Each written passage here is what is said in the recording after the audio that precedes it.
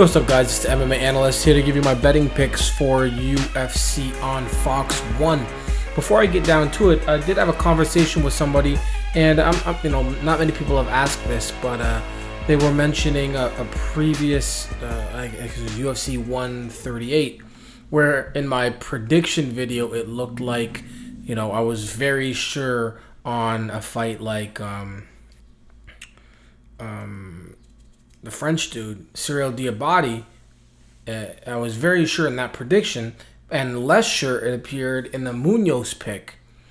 But then in the betting side of things, I said that I got my diamonds right, and the only thing I got wrong was a gold. So that person assumed, because then they're not one of the diamond pick package subscribers. But they mentioned, that means you probably had Munoz as something higher than a gold and Diabate as a gold or a do not bet. So why is that? So I figured I'd just quickly go over that. If for anybody who wonders how I rank them, or the reason why some of them are diamonds and some of them are platinums and some of them are golds or do not bets. Basically, in that situation and most situations, even though a guy I think should win and the other person might appear like they have no chance, or they might even be the bigger favorite. Cyril Diabate was a much bigger favorite to win over Anthony Perosh than Mark Munoz was over Chris Lieben. But in that situation, it's about what I know Munoz is going to do, or what he should do, and what Chris Lieben is definitely going to do, which is wrestling against brawling.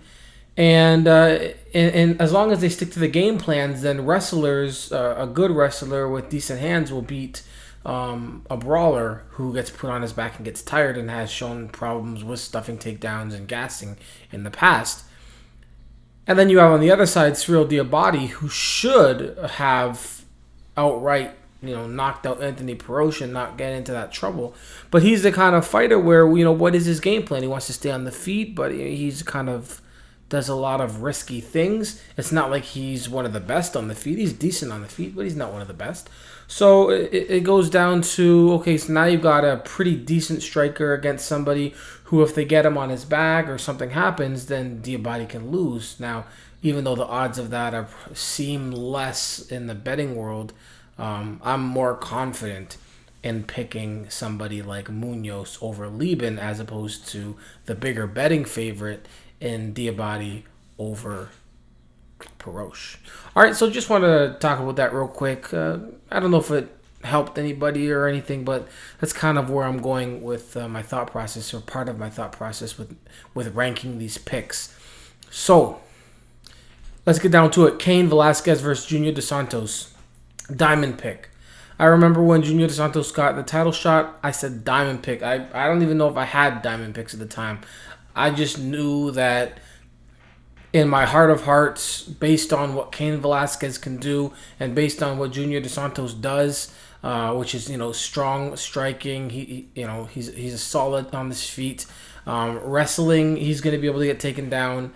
And having problems with gassing against somebody like Cain Velasquez, who, as long as ring rust doesn't get him,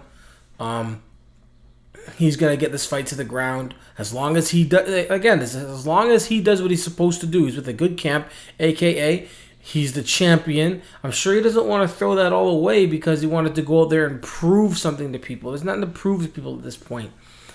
These guys at the top of the game, Anderson Silva, George St. Pierre, Cain Velasquez, they're not out there to prove something. Nick Diaz, he's a crazy fighter. He's one of my favorite fighters on earth, but he's out there to prove something. Cain does not care how he wins. He just wants to win. That's not a knock on him. That's just, I know that he's going to go in there with the right game plan. If he gets caught early in some kind of exchange, that happens. It is what it is.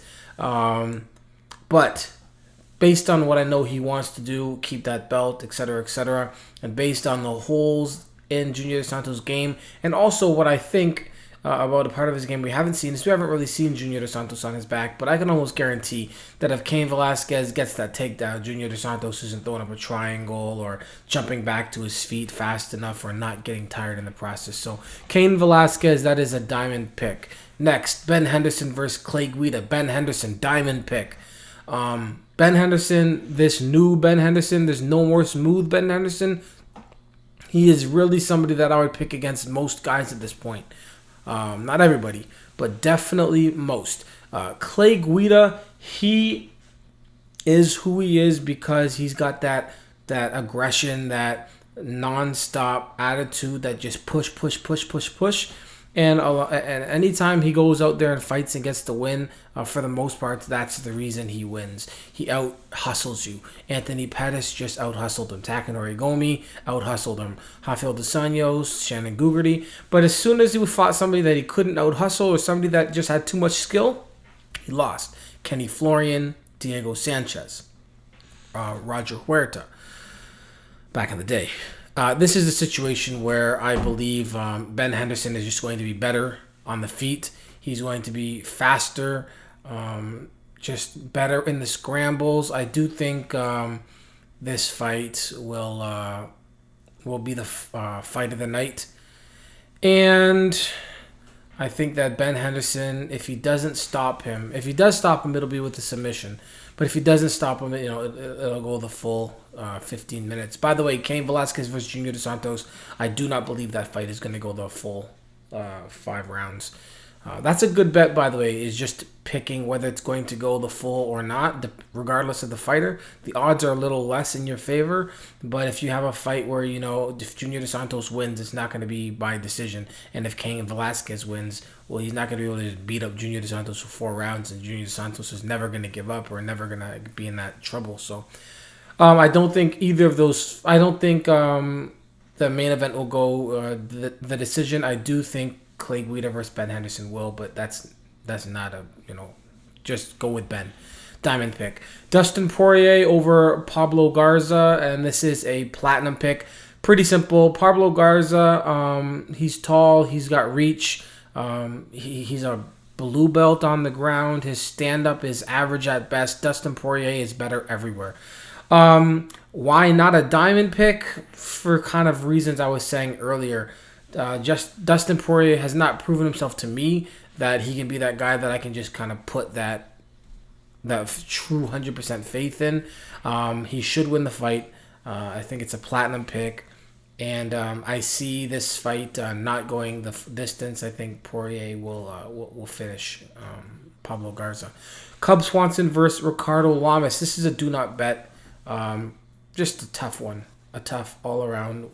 Cub Swanson's with a good squad. Jackson submission fighting. It really is just a toss-up in my mind, and I would suggest not betting. If I was going to bet, or if I was going to include this in a parlay to get some good money, I would say maybe bet on Ricardo Lamas.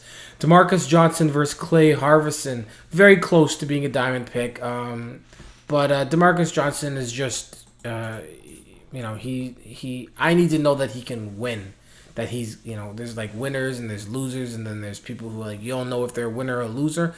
I don't know what DaMarques Johnson is. And for example, last event, like I said, the main issue in the fight between Barao and Pickett was Barao's a winner. He knows how to win. And even, in that fight, he figured out how to win. In this fight, I'm not sure that, I just can't put diamond behind it. Platinum pick, I'm very positive DaMarques Johnson will finish the fight. I think he will get a submission.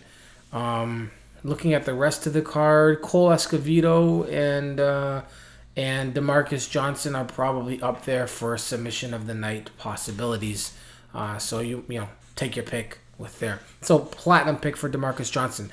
Norifumi Kid Yamamoto versus Darren Uyenoyama. I'm going to go with Kid Yamamoto. I think he's going to win, but it is a do not bet. He's been looking rough. He should win this fight. but I'm gonna suggest not putting the money on him. Also, I don't think the minus 400. That's not really good, anyways. So I would leave that alone.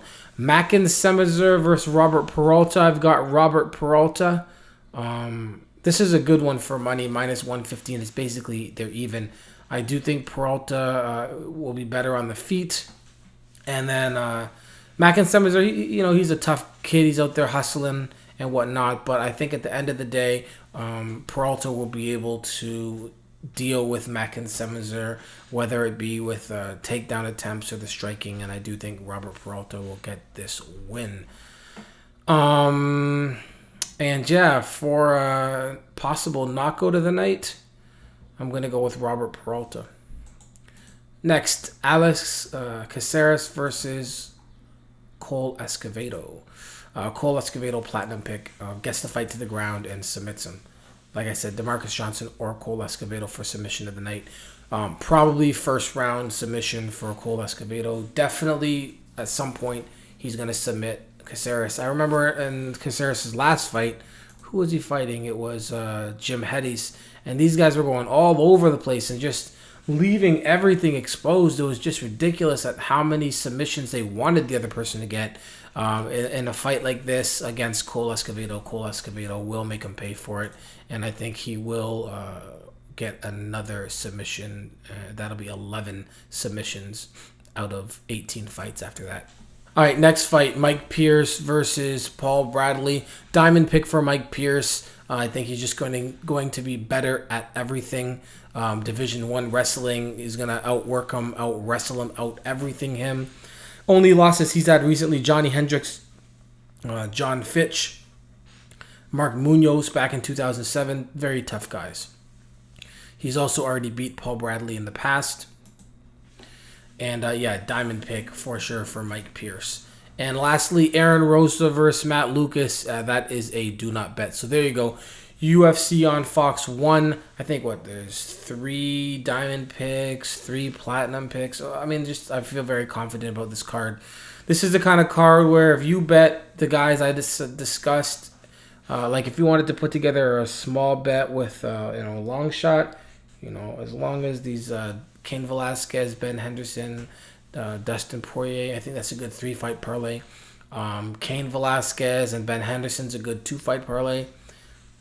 For a long shot, Cain, Ben, Cole